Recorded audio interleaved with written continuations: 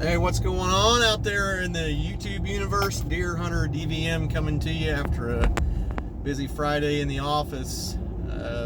It's the 12th of July, and so I just got some more news that's going to make this season difficult for us. So everybody knows, if they follow me on social media, that I've been after a buck we call Doby Mick, a great big, like 6 or 7, I think he's 7 this year, year-old monster 8-pointer on this one certain piece of property, and I've just not been able to connect the dots on him.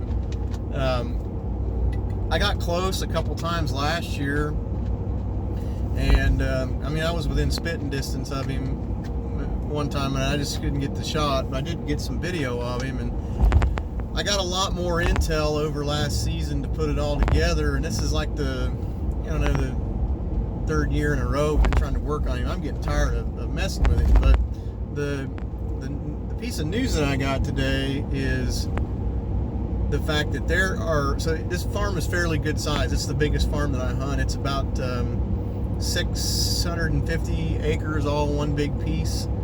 And the timber's fairly sizable there as well. Normally, on a night like tonight, I would be out sitting over a bean field watching for him and make his entries and exits. But the crops down here in southeastern Illinois are awful this time of year now, this year, with the bunch of rains that we've had, what we've got. So the piece of news that I got is a bit discouraging. It tells the farmer there, that's the guy that takes care of the ground, told me that he's failed 2 different bean fields there, and he's doesn't plan to plant any at all. So there's one giant field of standing corn, and there's absolutely 0 beans in, seems like, the tri-state area around there. So I've got no way of sitting back and observing for Doby this summer over standard, like, classic lush bean fields that in the shade that they like to hit this time of year. So that sucks. There's one field that's maybe 110 acres. It's just all full of horsetails and or I should say horseweed and foxtails. And the other field that should have been beans, double cropped, is just full of wheat stubble and junk. And so, you know, now I've got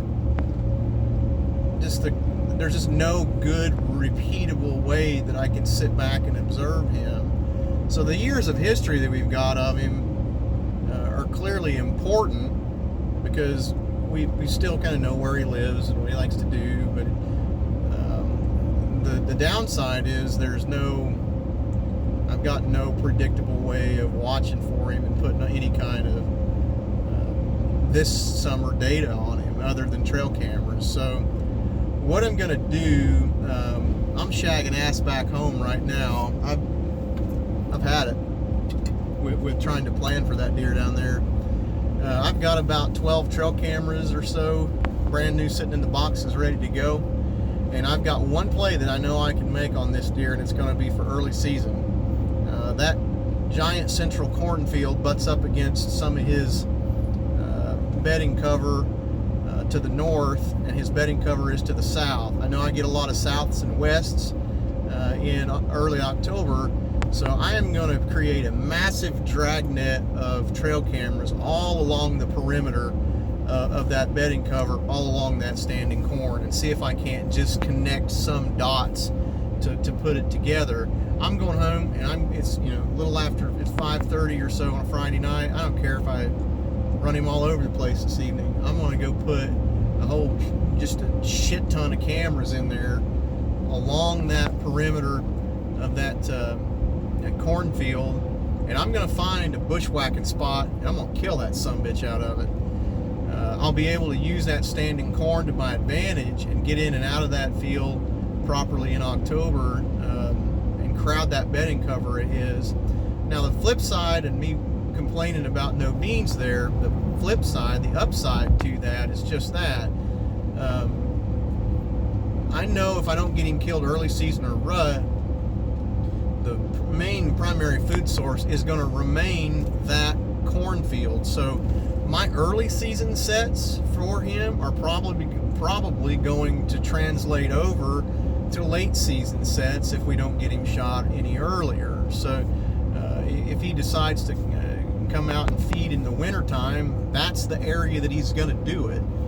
The downside will be the access in those sets. Once the corn leaves, I'll have a difficult time getting tighter on his bed. So I have to put these stands in with both early season and late season in mind. So that's what I'm doing right now.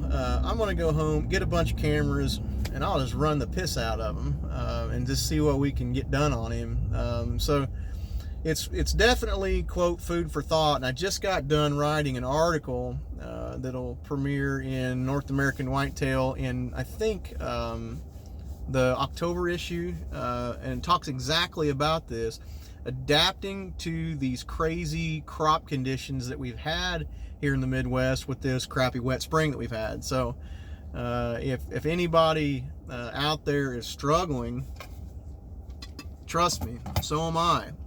When I don't have we don't have very good bean fields to scout from, it makes creating a hit list of summertime bucks way more difficult. So, but that's all right, man. We're gonna rally. We're gonna adapt, improvise, overcome, and get after it. So let's get to it. I'll see you later. Catch you on the flip side, guys.